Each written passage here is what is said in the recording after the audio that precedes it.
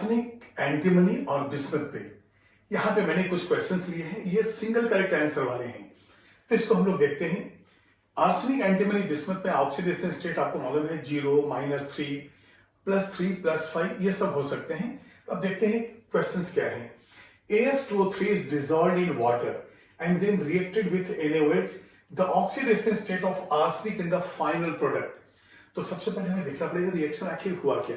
आपको याद है कि जब हम किसी ऑक्साइड को डिसॉल्व करते हैं वाटर में, या तो एसिडिक सॉल्यूशन बनता है या तो बेसिक बनता है।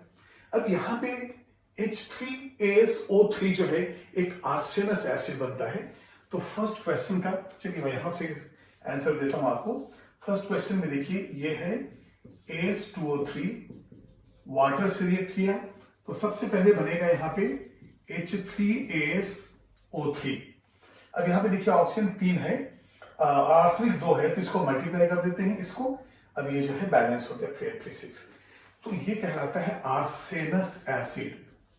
आर्सेनस एसिड। अब ये जो आर्सेनस एसिड है किससे रिएक्ट कर रहा है? NaOH के साथ, फिर NaOH के साथ, क्योंकि आर्सेनस एसिड जो है सॉलिड स्टेट में हमने निकालते हैं, ये सॉल्यूशन के अंदर ही अवेलेबल होता है। तो नेक्स्ट हमारा है H3ASO3 प्लस NaOH। अभी देखिए एसिड है तो हाइड्रोजन इससे रिप्लेस हो जाएगा और ये हो जाएगा Na3ASO3 प्लस 3 टाइम्स ऑफ, अब यहां पे जो है H2 आ जाएगा, ये इस तरह से। ये जो है सोडियम आर्सेनाइड बन गया, इसका नाम है सोडियम आर्सेनाइड। अब यहां पे ऑक्सीडेशन स्टेट कैसे निकालेंगे हम? सोडियम का +1 होता है, आर्सेनिक X है, ये -2 है, तो +1 × 3 प्लस X प्लस -2 × 3 = 0, तो X का वैल्यू आ गया यहां पे +3। तो हमारे ऑप्शन में C जो है वो +3 है, क्योंकि फाइनल प्रोडक्ट में क्या है वो पूछा गया है, तो आंसर C। नेक्स्ट है सेकंड क्वेश्चन, BiCl3, ये बिस्मथ ट्राइक्लोराइड है, BiCl3 reacts with water to give bismuthyl chloride. अब हमें याद रखना होगा कि बिस्मिथाइल क्लोराइड आखिर है क्या। इसका मैं हिंट देता हूं, यह है पर्ल व्हाइट। कुछ याद आया? चलिए देखते हैं। सेकंड क्वेश्चन में ये देखिए BiCl3 प्लस H2O, और यहां से बनेगा BiOCl प्लस 2H2O। ये BiOCl ही कहलाता है बिस्मिथाइल क्लोराइड या पर्ल व्हाइट, तो इसका नाम बिस्मिथाइल क्लोराइड या फिर हो गया पर्ल व्हाइट। ये आपको याद रखने पड़ेंगे ऐसे नाम जो आते हैं। अब यहां पे देखिए ऑक्सीजन है -2, क्लोरीन है -1, तो बिस्मथ बिल्कुल साफ नजर आ रहा है कि ये +3 हुआ, क्योंकि जितने पॉजिटिव ऑक्सीडेशन स्टेट होते हैं उतना ही नेगेटिव होता है, and sum of the oxidation state होना चाहिए 0। तो ये Bi जो है ये आ गया +3। ये देखिए X का वैल्यू कितना होगा, X प्लस ये -3 = 0, तो Bi +3 आ गया। वीडियो में मैंने इसका कैलकुलेशन भी किया है। तो बिस्मथ का +3, तो यहां पे दिया गया है bismuth BiCl3 reacts with water to give bismuthyl chloride, the change in oxidation state. अब ये बताइए BiCl3 में यहां पे भी +3 है, यहां पे भी X = +3 आ गया, तो चेंज क्या हुआ? कुछ भी नहीं, चेंज इज 0, तो ये आ गया आपका चेंज 0। Therefore change is 0। पहले भी +3 था, अभी भी +3 है, तो चेंज हो गया 0। फिर है oxidation state of antimony in Sb2F11-।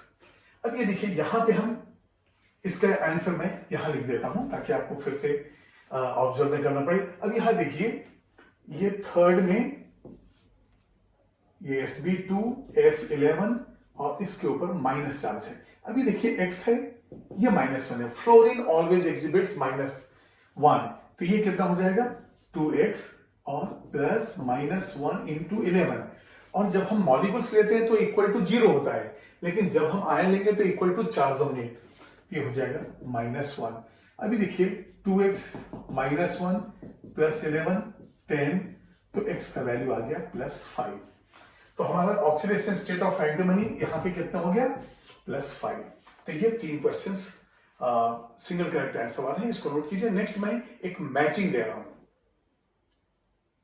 इस मैचिंग क्वेश्चन में जो अंडरलाइन एलिमेंट्स हैं इनके ऑक्सीडेशन स्टेट को मैच करना है। तो एक एक करके कंपाउंड लेते हैं। पहला है BiH3। देखिए जब हम NH3, PH3, ASH3, SbH3 लेते हैं तो वहां पे उनके ऑक्सीडेशन स्टेट माइनस में होते हैं, क्योंकि या तो वो नॉन मेटल है या तो मेटलाइट है। लेकिन बिस्मथ एक प्योर मेटल है, तो बिस्मथ जब प्योर मेटल है तो हाइड्रोजन का ऑक्सीडेशन स्टेट अब लेना पड़ेगा -1। देखिए जब हाइड्रोजन मेटल के साथ होता है तो -1 और जब नॉन मेटल के साथ होता है तो +1। अभी तक जितने एग्जाम्पल लिए उसके अंदर नॉन मेटल्स के साथ था, इसलिए वहां पे हम लोगों ने लिया था +1। अब ये मेटल के साथ है तो लेना पड़ेगा -1।